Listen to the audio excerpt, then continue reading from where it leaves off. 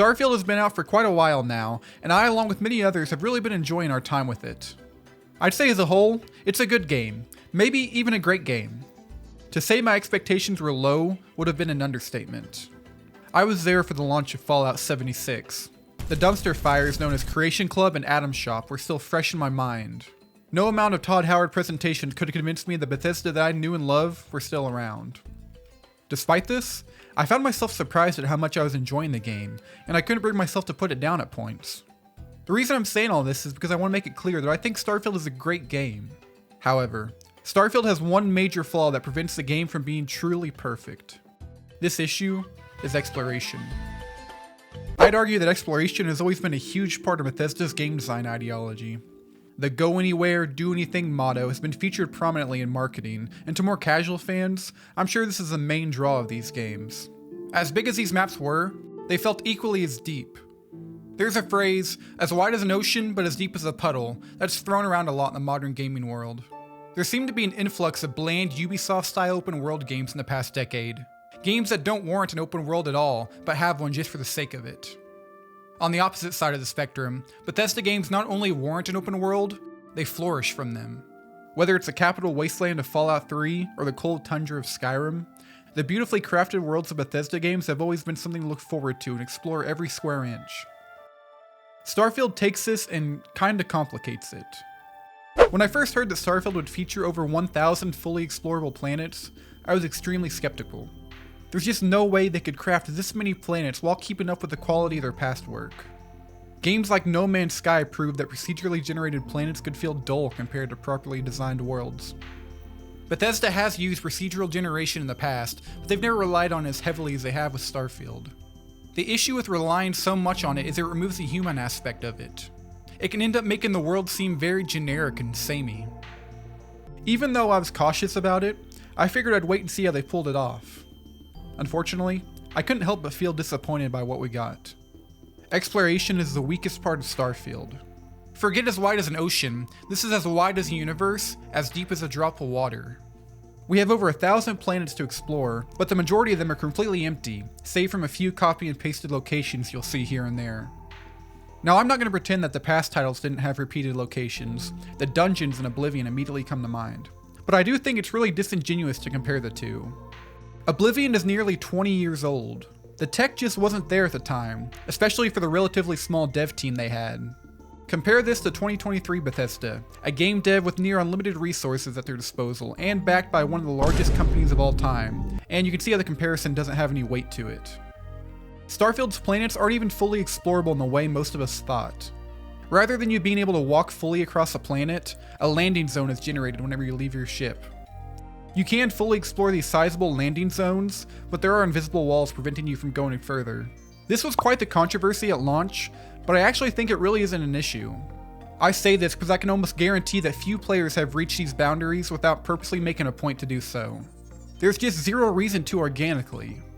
It's not like Skyrim or Fallout 4, where you're actively encouraged by things on the horizon to go explore. Here, it's just emptiness. And this brings us to one of the most common arguments in favor of this. It wouldn't be realistic for every single planet to be full of landmarks and locations. I've seen multiple different iterations of this same talking point, and while I guess this is true on a technical level, there's one thing these people aren't considering. This isn't a space simulation game. It's not realistic to have so many caves and dungeons in Skyrim, but it's what makes the game fun to explore. Realism doesn't equal good game design. In fact, it can sometimes get in the way of it. Now if these empty planets sound bad to you, you're in luck, because it's your job to fill them.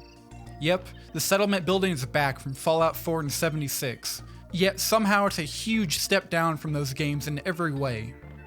Now I've never been big into settlement building, it's not what I play these games for, but even I can see that it's made so much worse here.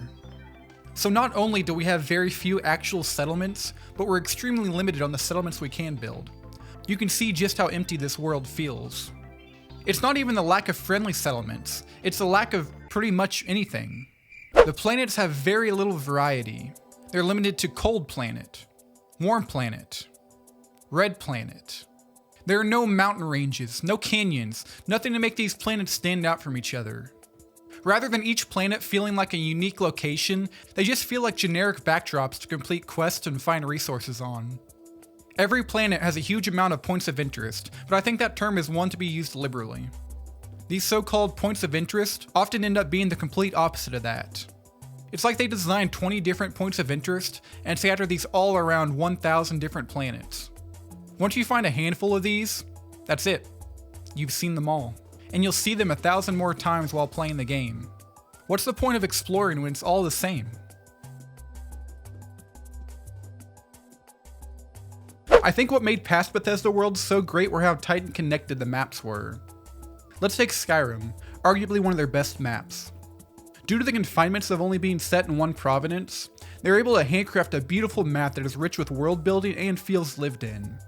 This doesn't just feel like randomly generated terrain with cookie-cutter buildings inhabiting it. This feels like a fleshed out world with centuries of history and lore around it. Every brick, every river was seemingly placed with a purpose. Now in Starfield, all the major locations that were handmade still fit this bill.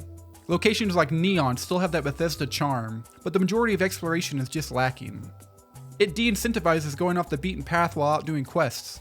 In past games, I felt like I was getting distracted every couple of minutes. In Starfield, I find myself going from quest marker to quest marker without deviating too much from the path. If the game had stuck to a much smaller scale, maybe a handful of planets, it would have allowed them to create a world on caliber with their past work.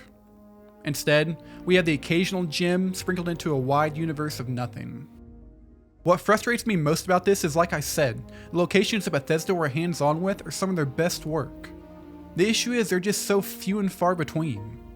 It almost makes me miss out on some of these locations because I'm not exploring as much. On the odd chance that I do find a real location, I find myself fully engrossed in it. I know I said it before, but Starfield would have really benefited from having a much smaller scale. Sure, this wouldn't exactly fit the whole endless universe they're going for, but the locations would have been helped greatly. Take the Outer Worlds for example. Rather than having hundreds of planets, the game opts to only have a handful, with hub areas on each planet. This isn't a perfect solution by any means, but it would have been a step in the right direction.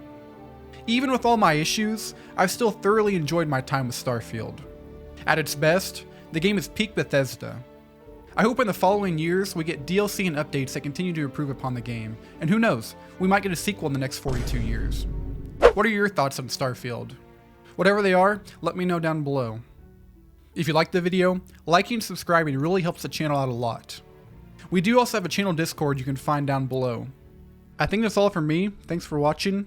Have a good day.